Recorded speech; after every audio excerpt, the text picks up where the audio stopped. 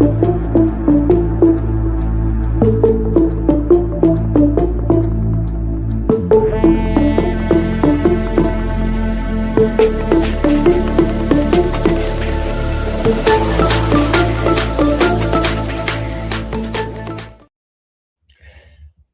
all into everybody to another edition of the unofficial WCC Hoops podcast. I'm Zach Farmer. That's Thomas Dunn. And there are going to be emotions in this episode because both of our squads, St. Mary's, Santa Clara, did not do what we expected them to do. Both of them lost in very different fashions, but both games that we will say that they should have won, they should have been able to handle. And they both came out of this week with losses. We'll get into that a bit. We do have a pre-Boise State game interview with Mikey Lewis that we'll also share with you as well. We'll get into that. But then we also are going to talk about what's happening with Portland. Portland is on the rise, and we'll get into the Pilots and what's going on with them because they have a big next 8 days of games. So this is going to be a big one for the Pilots. And then also looking at obviously we'll get into the Zags. We'll talk a little bit about them and what's going on with them as well. But I've got to stand on my soapbox because guess what? This is where we began. Let's say, when did they announce this game? September or late August. St. Mary's went to Boise State, to Idaho Falls specifically, one more time. Third straight year. And for a third straight year, they walked away with an L. All three of these games, they have lost by a combined 6 points, which I know on the surface of like, oh, they have been in each of these games. They have been competitive, whatnot. But I mean, when I've watched these games, each of the last 3 years, it feels like I am watching the worst version of St. Mary's I possibly can. It always seems like that they just go into that building unprepared, not ready to really play well. They spotted Boise State 13 points in this game. It was 13-0 before we could even get off the mat. This game really just like bothered me so much. They shot 35% in this game. They did not have the use of Mikey Lewis really for much of this one. He only played 9 minutes. He was 0 for 4 in this game. This was one of Andrew McKeever's worst games, if not his worst game of the season. They are 9-2. I can take a step back, like, oh, they're fine, whatever else. But they've had 2 top 50 games. They lost the first one, got blasted in the first one by Vandy. Sure, no problem, whatever. Vandy is legit this year. But going into this Boise State game, you looked at the rest of the non-conference and like there isn't that other game that's going to really help the resume. And this was it. This was the one opportunity you had to actually get a big win in the non-conference. And for a third straight year, you failed to get the job done. I think the one thing, I just keep going back to this. They just don't look prepped for this game. And we got the worst versions of a lot of guys. And yes, we had some good games from Paulus Morauskas still. We still had some level of good in that game, but I'm becoming disillusioned. I'm becoming just bitter about this matchup and it could just be the fact that, well, they've played a good Boise State team 3 straight times and they have lost each of these times. I don't see the reason to go to Idaho Falls again. I don't see to keep this matchup going. And you know what? We need to figure something out. Yes, they still need to play these hard games. They still need to play something on that schedule that's going to give them more on the resume. But is there nobody else other than Boise State to be able to do this? Yeah, it's a good question to pose, and I think one of the main things is, there's an emerging Cal team that's now finally starting to play legitimate basketball again. So, if you wanted to go to Oracle, there's always that world where you guys can go start playing in Oakland and try and, get some of the Bay Area going. I've always been a proponent of, you get a Bay Area Classic or a NorCal Classic, say at the Chase Center. So if you had Cal, Stanford, Santa Clara, St. Mary's, USF, Pacific, Sac State, UC Davis, however many of those teams you wanted to invite, have like a NorCal Classic at the Chase Center. I think that would be good, and something that St. Mary's could develop into, and even Santa Clara can develop into to a higher degree. And you mentioned kind of like the worst version of your team and the worst version of yourself, and how I think what's in Mountain America Arena or something like that brings the worst version of St. Mary's. Lee's Family Forum brings the worst version of Santa Clara. They are 0-3 at Lee's Family Forum, and each and every time it's somehow more agonizing than the last. They got blown out by New Mexico 2 seasons ago. Last year they just got beat by ASU, and then this year going into the matchup, I was like, okay, I'm concerned about ASU's physicality. It happened last year. I know there's a lot of change over in the Sun Devils program, but it's still a Big 12 team. Then the Broncos, they can be mutually exclusive things. They can be worried, and I can say, oh, man, I'm not so sure how this game's going to go. Then they get up 19 points. Okay, I damn sure know how this should go. And then, of course, Santa Clara, the one thing that I've noticed over the years, at least ever since Brandon Pajimski left, is that they've let go of the rope a little bit too often for my liking. And this was kind of another one of those instances where ASU, I mean, they were playing very inspired basketball under assistant coach Nick Irvin, and full credit to the Sun Devils for doing so and kind of pouncing on it. But when you take a step back and look at 60 of the last 80 Santa Clara minutes, they've gotten socked in the face, and they haven't been able to get off the mat on a consistent basis at New Mexico, now against ASU. And when I look at this Broncos team, especially on the offensive end, that's what concerns me the most, because defense, I know they're trying to run those simulated pressure packages in the backcourt, and pretty much the only things that drive me mad on that is the gambling for steals and then giving up layups because of that, and then also fouling for no reason in the backcourt. Like, those are 2 understandable roadblocks and things that do need to be addressed when it comes to the defense. But for a large part of it, I don't have a problem with the structure. I have a problem with the execution on that end, and giving up those too many layups and too many easy lanes to the rim, and then getting people in the bonus too early. That's its own thing. But I'm more concerned offensively, because Santa Clara they're falling into a trap. Like, they are getting dragged into the abyss of the 3-point line. And what I mean by that is the Broncos attempt over 45% of their shots from 3. They're only shooting 31% from 3 as a team. So what that ends up, at least from my perspective, it ends up being is it just becomes a brick factory, because you can be a 31% 3-point shooting team, but if you only attempt 35% of your shots from there, okay, you have more limited volume. It's not as noticeable. With the way Santa Clara, really, they like to settle for shots, and like that goes pretty much outside of Christian Hammond and Jake Ensminger is pretty much everybody. Anybody, if there's a 3 available, they will shoot it. And that, for me, that's kind of the tough part, because they haven't proven on a consistent basis they can shoot the 3 ball this year, and they've kind of lulled themselves into that trap. They shot 2 of 17. Let me make sure I have that right before. But that was the number was that bad at that point. 2 of 17 from 3 in the second half against the Sun Devils. They were 9 of 15 from 3 in the first. And you think about it, okay, look, they're seeing all these shots go in. All right, let's just keep shooting them. And then once they did, and once ASU brought the physicality, Santa Clara had no answers. And I think the one thing that stands out to me is, and this goes back to when we were previewing these teams, I didn't necessarily give a lot of, I don't know if credence is the right word, but I didn't give enough to the fact that Santa Clara is a bit of a younger team this year, which is why maybe they should have more rope given than I have, analyzed to this point. But outside of Napper, Hammond, and Ensminger, it's a lot of young faces and a lot of unproven faces at that. And that's kind of been the bulk of the problem for these 60 of the last 80 minutes, 75% of the last 2 games.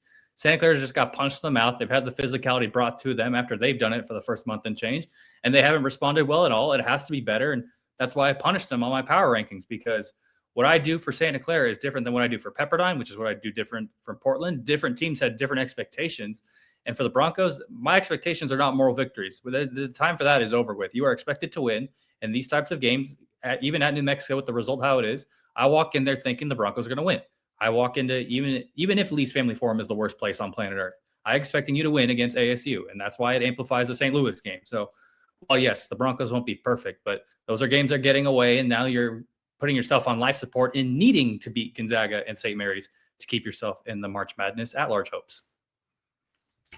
Yeah, I agree. Like, that is really kind of the difference here, is that now you've really put yourself in harm's way when it comes to any at-large consideration. Almost all of the goodwill built up early is gone. Like, you now have to actually get the job done the rest of the way. Probably does mean beating Gonzaga or St. Mary's at least once. Probably does mean clearing through everybody else in the league, including an improving Pacific team, an improving Portland team, an improving Seattle U team, a still down but dangerous USF team. There's a lot of potential pitfalls in WCC play, and now you've kind of used up all of your grace. And having Jake having him back was great, but you talked about just like having a younger group, but it feels like if you have a younger group, you need more guardrails. That's what you need to have if you're going to have it. And like letting them just go freely from the 3-point line is just not getting it done. Yeah, it's not doing it in lots of like when I look at some of the reason and trying to get the flow of the offense going. I'm not sure. I'd have to go back and look at the tape a little bit more, but Brent Napper only played 18 total minutes, had a tough time. Cherry Darlin only played 4 second half minutes. So like the rotations were very hard to come by. And when the whole steam ahead was coming and kind of you see the storm brewing over in the desert of how things were going as ASU was formulating its comeback, Herb Senick didn't really get into his bench all that often. And that's not to even mention a lot of the foul trouble that Santa Clara was in again. Buki Aboye fouls out with like 5 to 7 minutes to go in the game. Alan Graves eventually fouls out. And Alan Graves, I think, was more put in a situation that was not advantageous for him because while he's a force and while I like his physicality, he is only 6'9". And there are ASU's running guys who are 7'1", lanky, and Santa Clara's just getting beat at the boards without Buki on the floor. And, it's something where third string center, Francis Chukwudebel, that's the guy who, whether he's been ready or not, he's been having to go in all these games for all these different types of reasons that, yes, well, he knocked a late 3 down, and that's great. It's just, it's a real structure problem with the way Santa Clara is operating right now. Those fouls are debilitating. They are killing the Broncos. Like Buki, if there's a way for him he needs to stay on the floor. There's just no ifs, ands, or buts about it. He has to stay on the floor.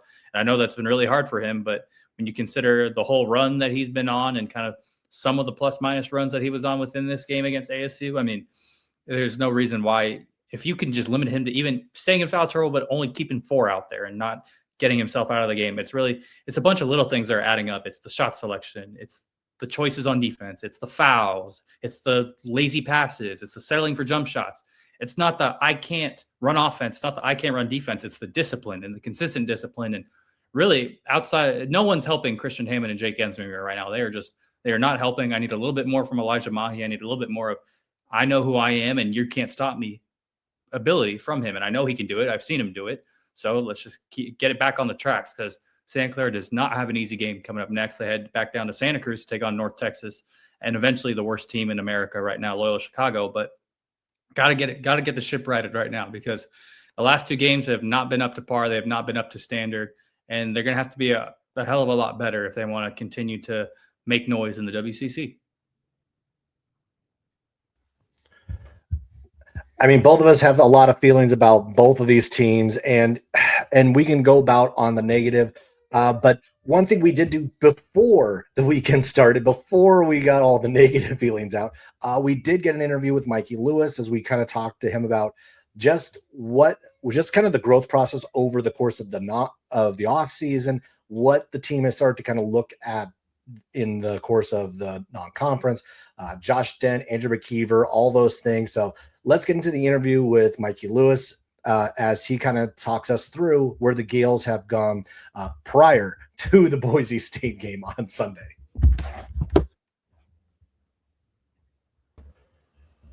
All right, we're happy to be joined by St. Mary's guard Mikey Lewis. The sophomore has been one of the biggest stars, obviously, in the WCC. We talked about this kind of coming into the year. Mikey, thanks for joining us to talk about how the team has been doing. And just kind of want to start off with just how the season's been going for you, because coming into this year after last season, there was a lot of expectations for what you would kind of be into year 2, a lot of pieces moving on. Obviously, Augustus Marshallonis. You think about some of the other guys that were no longer on the squad.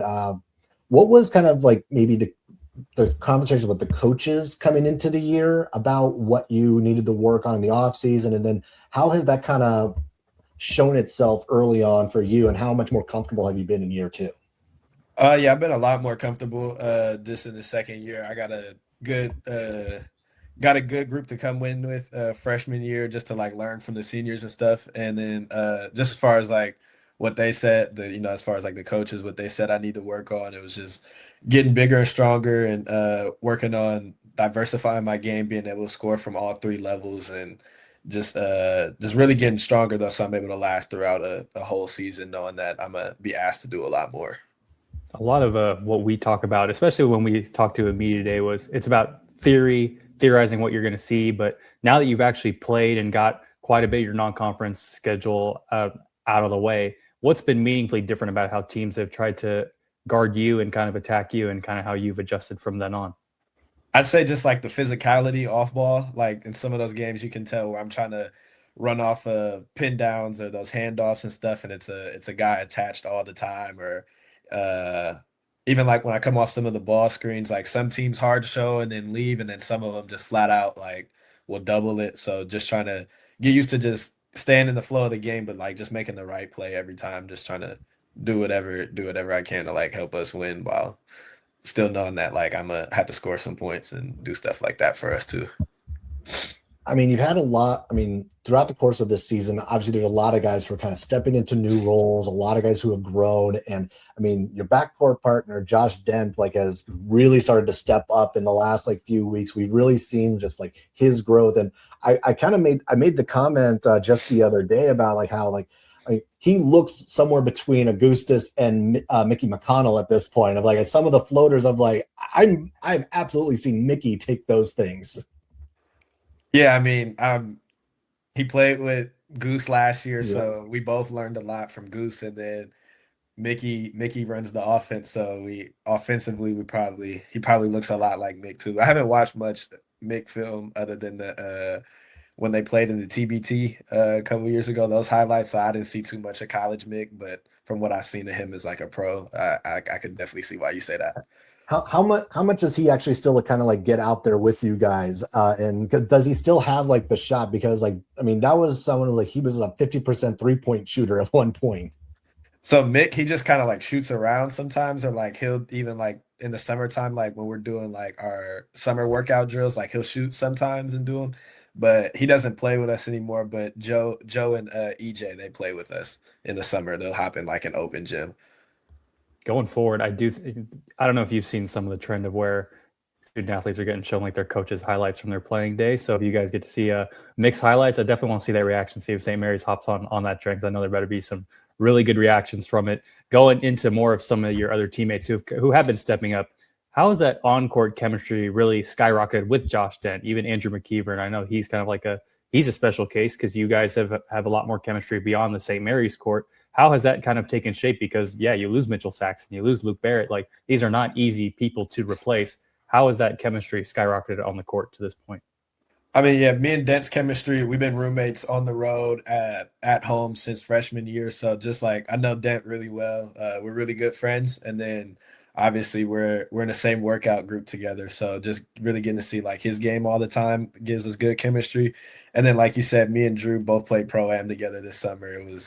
It was a good time. We didn't probably play the St. Mary's brand of basketball that everybody's like used to, but I mean it's the summertime, so me and Drew were just having fun, and Drew's also one of my best friends, so I spend a lot of time with him too. So it just adds up and makes us like have more chemistry on the floor.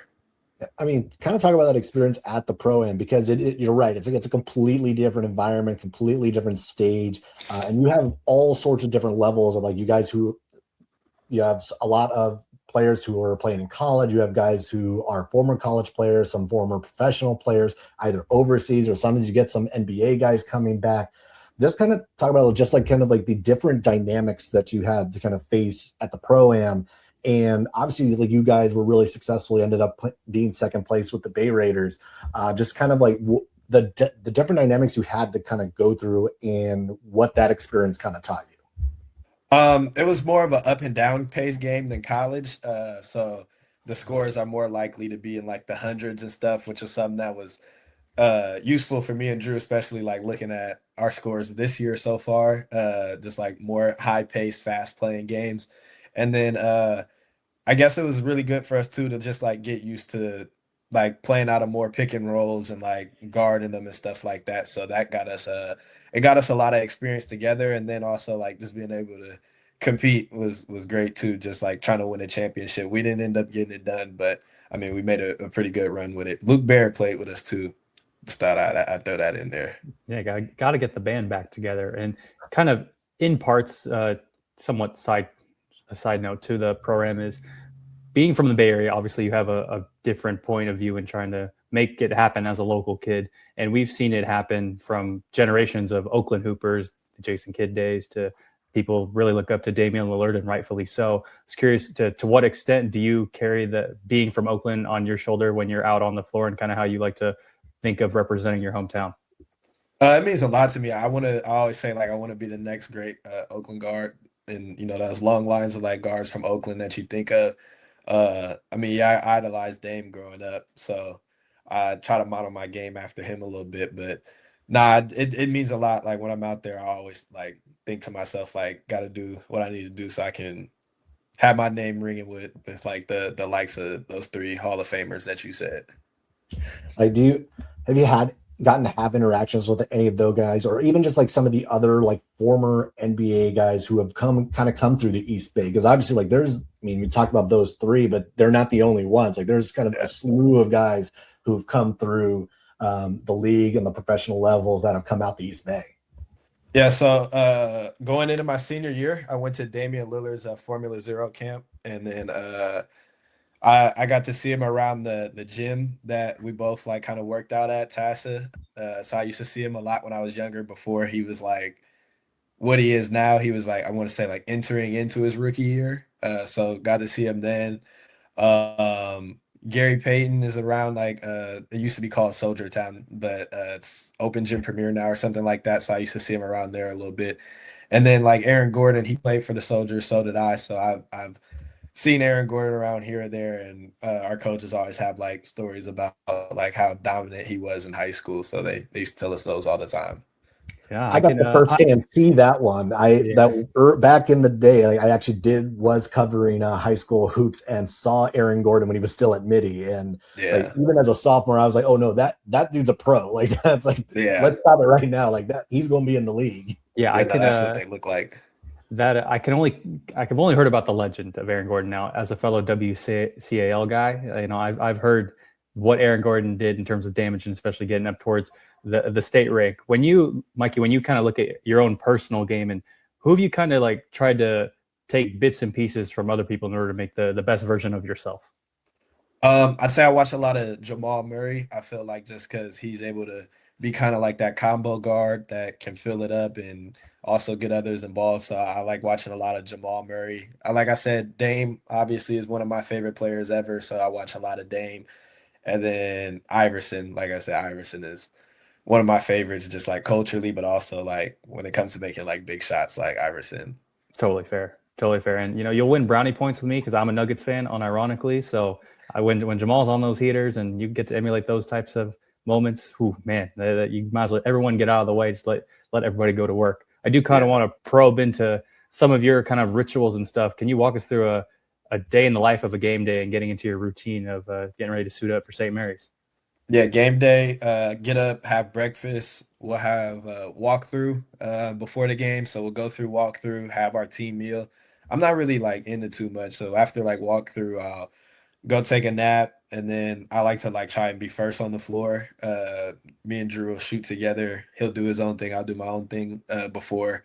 So I'll get my little workout in, and then I'll go sit in the locker room, listen to some music for a while, and then the 60-minute clock will start, and then we'll all be out there doing our thing together, and then it's time to warm up and get ready to go. Do you have a set game day playlist, or do you kind of like mix it up for each day? I have a like just one really really long playlist that I've like just been adding music to since I was like 15 or something. So I'll just push shuffle on that, and whatever comes on, I'll listen to. Well, as we all well know from media day, there is no agreement on the aux for the Gales. So None. everybody's got their own kind of recollection of how things should go on a game day. Is there any post game routine? You guys have a victory, like you're in Moraga, or maybe you go out to Orinda or Rockridge or something else. Is there anything you're like, all right, we get a win, we're going to this place, we're getting a post game dub meal here? Um, Not really. They'll kind of like bring the food into the locker room after the game. Coach will talk. We'll get our food. Everybody go see their family, and then yeah, we'll hopefully we'll have the next day off, and then get right back to it the following day after that. Just getting ready to like go through that same process again.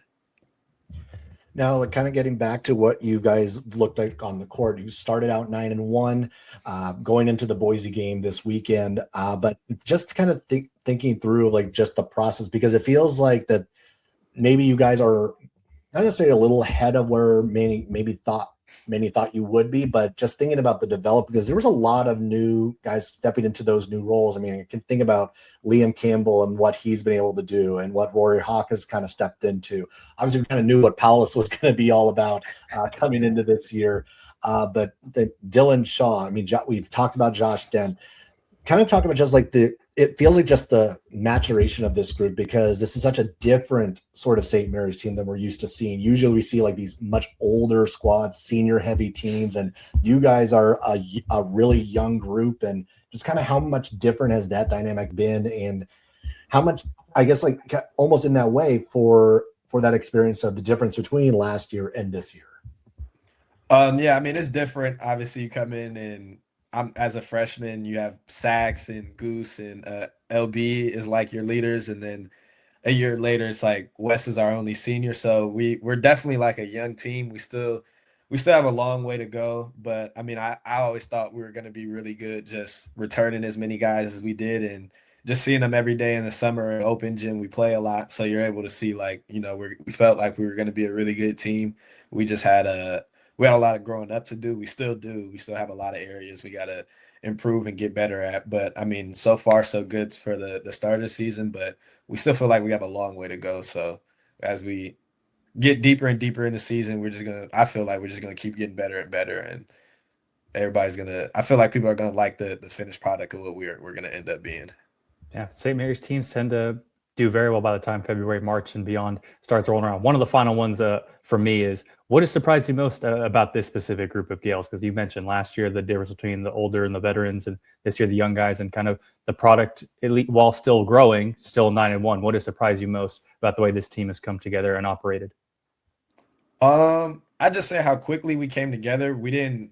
I wouldn't say I'm surprised by it, but I just say like it is great to see how like a lot, not none of. I mean, the only person who started last year was Paulus.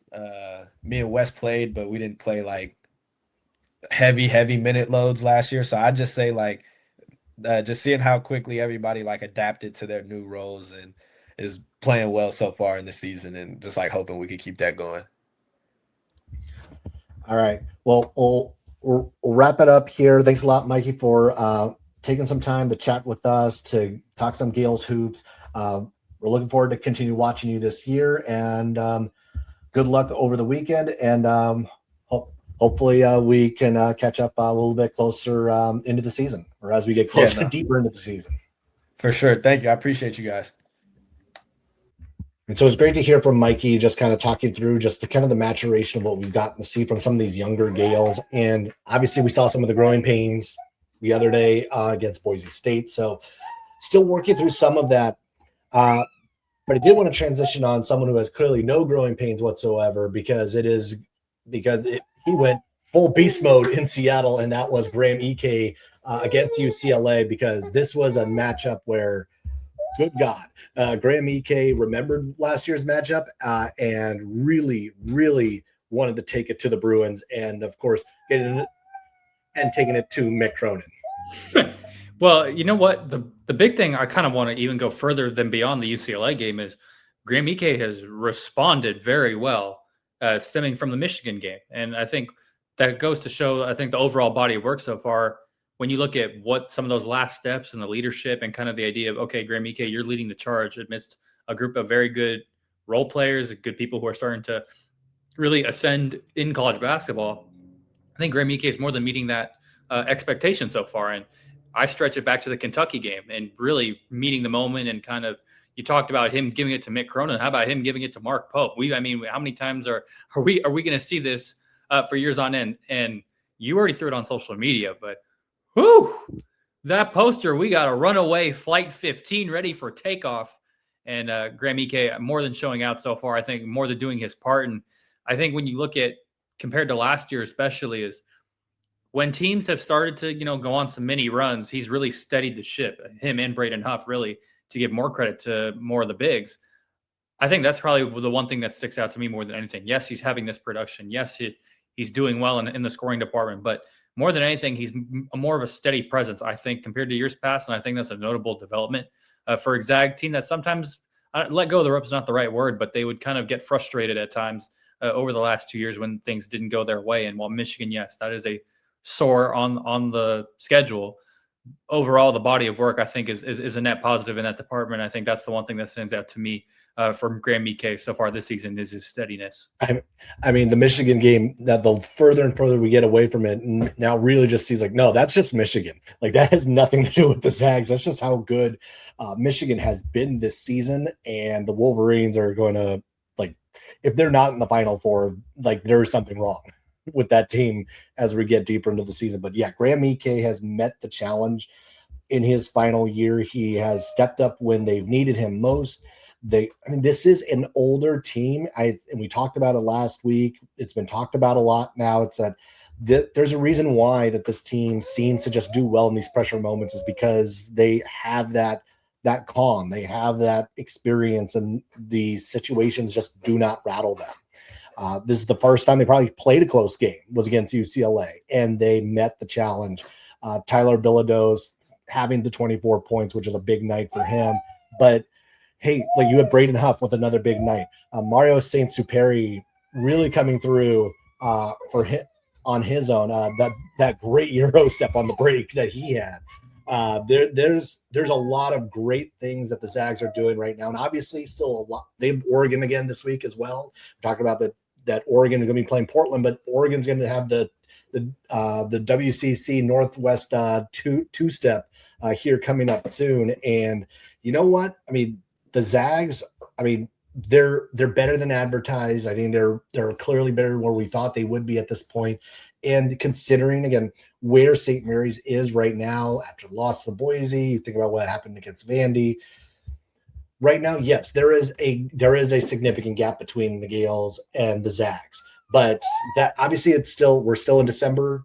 There's still another month and a half before these two will play each other, and things could change by then. But right now, I mean, the Zags have clearly put themselves into a class of their own, while the Gales are still trying to work things out.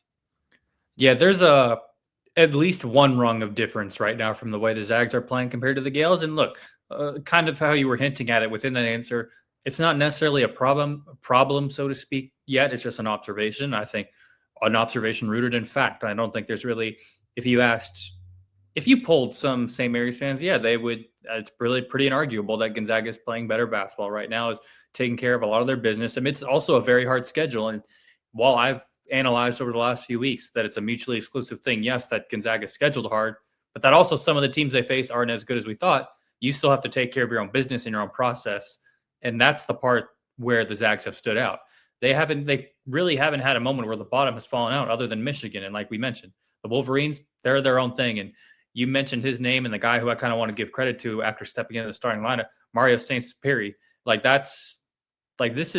While he did a lot of good stuff in Europe, college basketball is a different level. I'm not going to say a better level, but it's a different level. And he is making that adjustment more than you could have ever imagined. I think it's easy to say he's adding some spice to the offense, but more than anything, I think he's not letting himself be consumed by the moment and kind of coming out with the requisite confidence. And while I read this article the other day by Theo Lawson, kind of going to Spain and profiling where Mario came from and kind of understanding his basketball journey, a very well done story.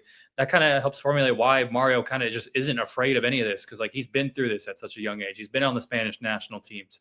He's been in the EuroLeague D2. He's found a way to continue to provide for himself, even while being even younger than he is right now. So that's kind of what stands out to me. And going forward, I want to see how many more of the role players for the Zags continue to step up, because I think that's going to make or break in certain respects how things are going. Because does Tyron Grant Foster stay on the bench? He's kind of had a little bit of we'll give it a quote unquote lull over the last few games or so. Emmanuel Innocenti and Steele Venters, I'm waiting to see a little bit more. I'm waiting to see a little bit more from them. I like what Jalen Worley's doing, especially. Jalen Worley's the one who's separating himself from that group. Like you're talking about a difference maker, and he just does it in so many different ways. Yeah, the thing is, you could run him. He's like basically the third string point guard while also playing power forward, point of attack defense.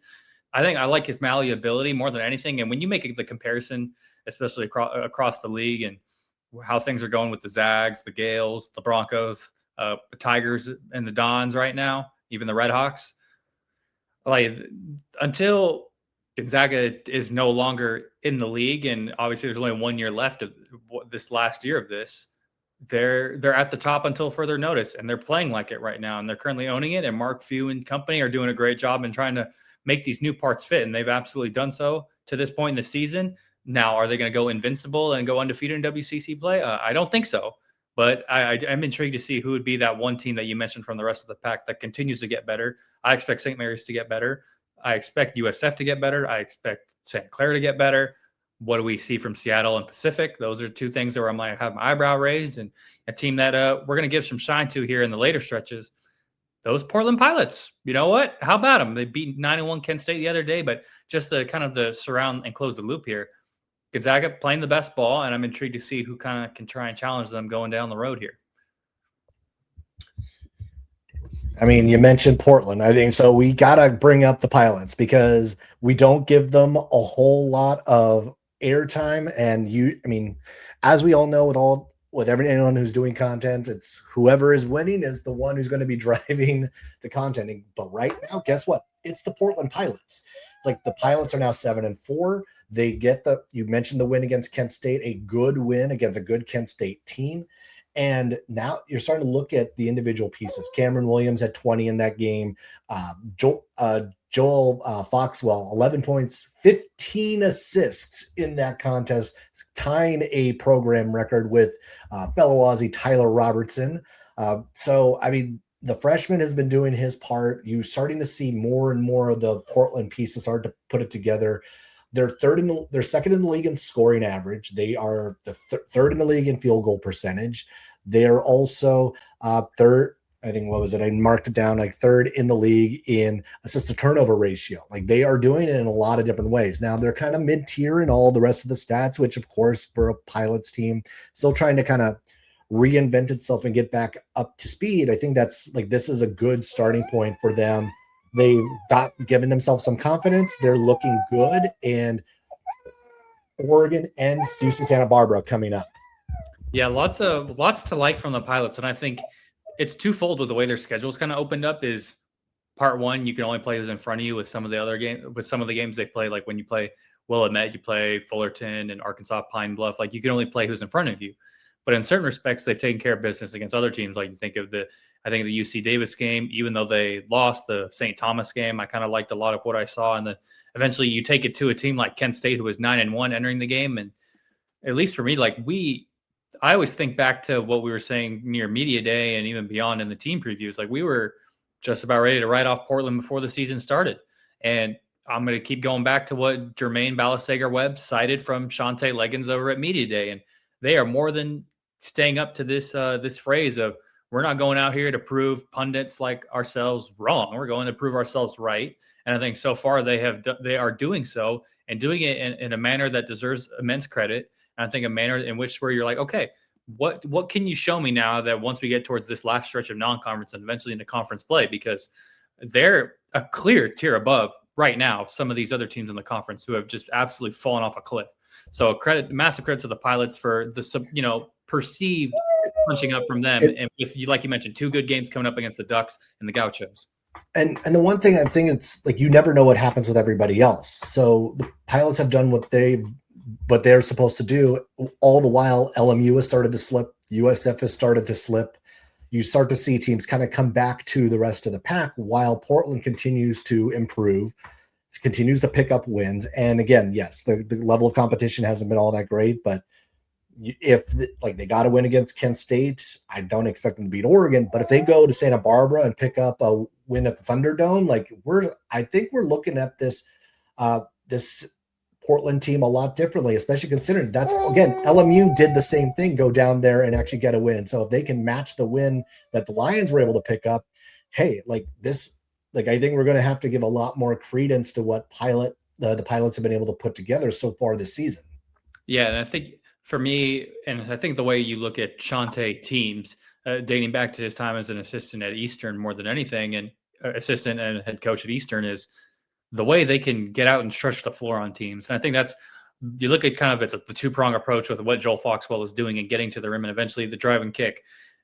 You mentioned Tyler Robertson earlier. I think of the way him and Moses Wood and among others at Portland would be able to stretch the floor and kind of make it hurt, make everyone try and be a threat. And that, I think that's kind of what's starting to come together for the Pilots. A lot of people can be threats, and you see Joel Foxwell trying to maneuver and kind of, for lack of a better phrase, kind of force everyone into be a threat and the way he's been distributing the basketball. So that deserves a lot of credit for the manner in which he's doing it. And I think going forward, these two games, like you kind of mentioned and hinted at, they could be benchmark games. And I know it's kind of late in the season to kind of be saying, oh, what's your benchmark at this point? But when you look at going forward, okay, what's kind of the real ceiling of this Portland team?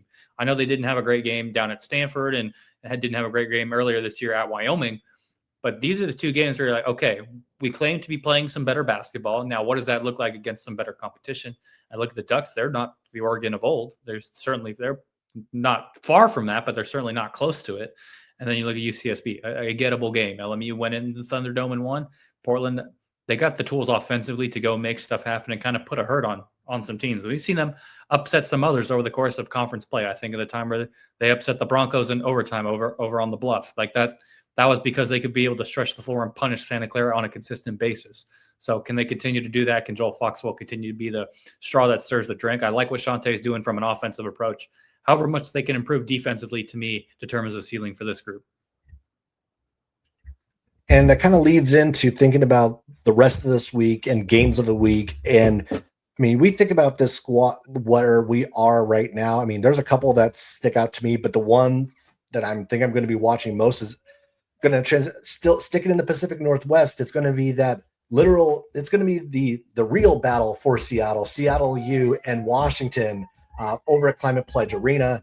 I mean, this is Seattle U's biggest opportunity yet. Like, they got the win against Stanford earlier on. Now they're going to play the Huskies in that crosstown rivalry. This is a big opportunity for that squad to really kind of make a stamp and say, like, no, we're ready for WCC play because we were able to take on the Huskies and get a win against a team that is good, but they are gettable. This is not a like top tier Husky team. This is one that Seattle U, if they play well, Brandon Maldonado plays well, Malik Arrington plays well, you get what you can across the board from this squad. Like, they could steal a win up in Seattle.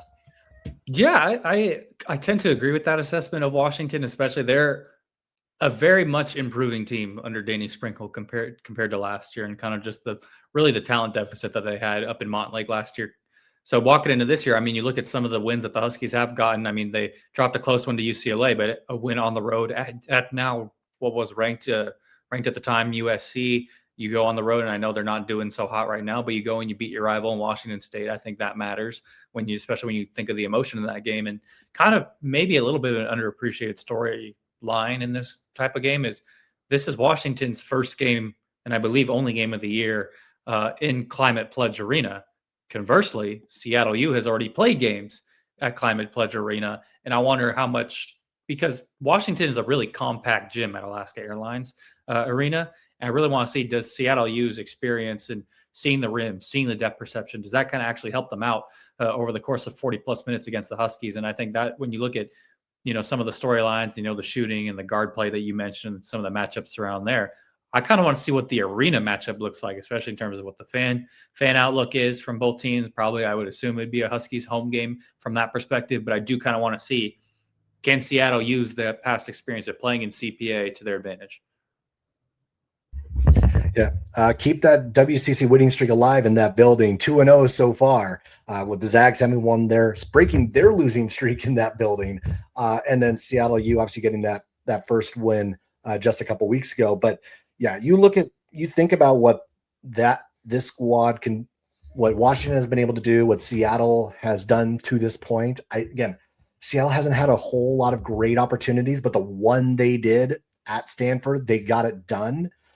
So we know that they are capable of rising to the occasion and playing really well when they need to. but for a game like this, they're going to need Brandon Maldonado to play his best.